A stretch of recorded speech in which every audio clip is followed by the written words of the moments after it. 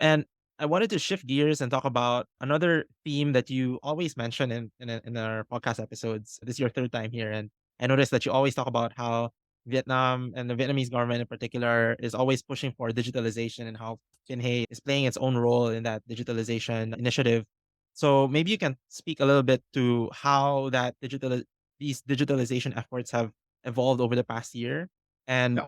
for you as a fintech CEO, like what are the biggest challenges ahead for Vietnam's digitalization efforts? So I think before going to this question, I want to comment on what you mentioned earlier Oh, about sure. the whole idea of fintech platform is to have holistic investment options for users. So they don't have to jump around different apps, different services to invest in this asset and that asset.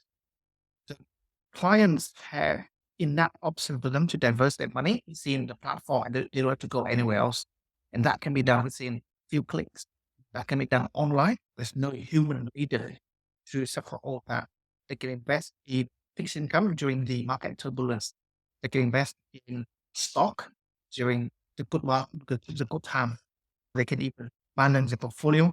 They can even invest in more traditional asset like gold with us.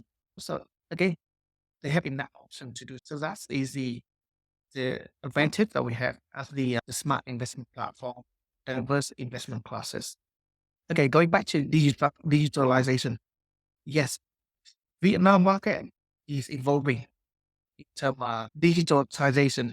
When I returned to Vietnam in 2017, look at the unbanked in Vietnam, 40% still unbanked. Now it's going to around estimate around 15%. Cash on delivery was more than 90% in 2017. Now that actually reduced down to 40% or less. Look at the payment itself from the market. Based on my personal experience, 2017, tried to have a very simple meal next to my house, very heavy cash driven. Now they say, no, don't pay cash, just transfer. You're using QR. Same shop, same person. And she's not even young.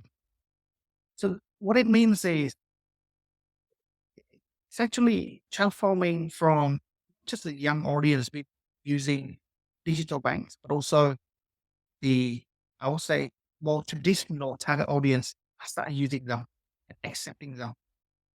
It's just, it doesn't stop just payment or banking. Mhm. It also going into insurance, stock trading, investing, and even with EID and e-tax payment.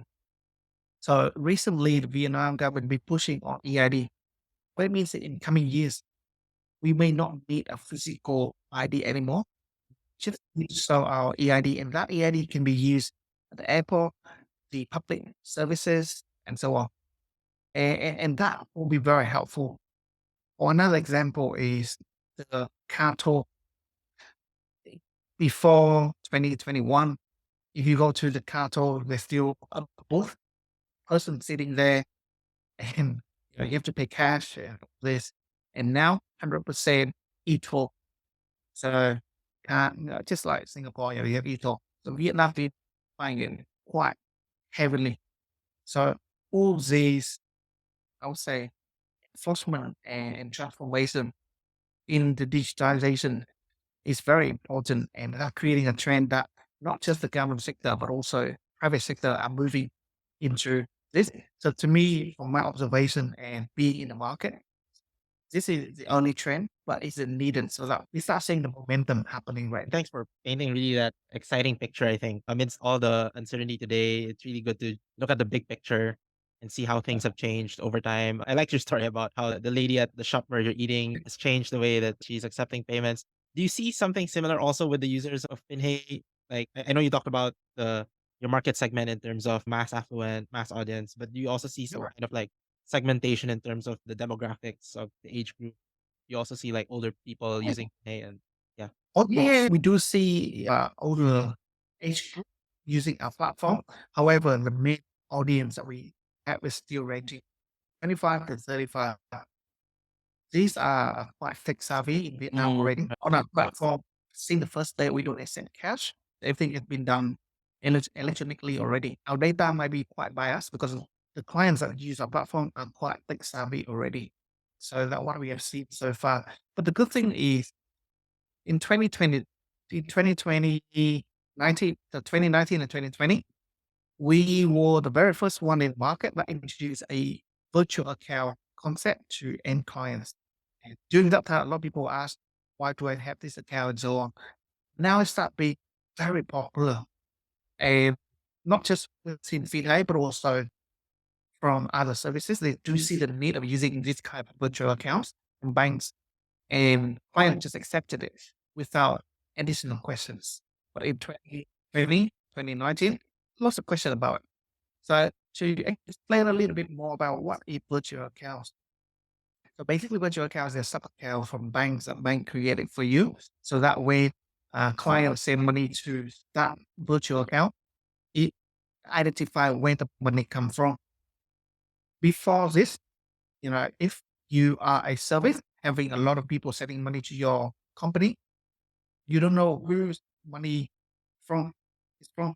Then it's very hard to credit the money into the system for them to start trading and so on. So the virtual account was created so that it create a sub account within that main account. So every time that I transfer money to that sub account, we know for sure that money come from the other, so that we can credit the money accordingly and correctly. So that help with business like, let's say if you are a merchant that you have 1,000 clients and the account receivable and payable. Receivable means you have claim A, B, C, and if someone send money to you without any description or anything, you don't know who paid the money. right. So anyway, take a step back. So virtual account was coined by, so we, so Sacombank and Pinay were the first one to introduce this kind of concept in the market. And then look at the market right now. Many banks been offering this kind of service, and the ecosystem inherited it. No, I think that's a really great example of how Finhey has really been pioneering a lot of these things in the market. And it's really interesting to be like a first mover in that regard, right? And continue to lead the way, so to speak, especially when it comes to digital online investing.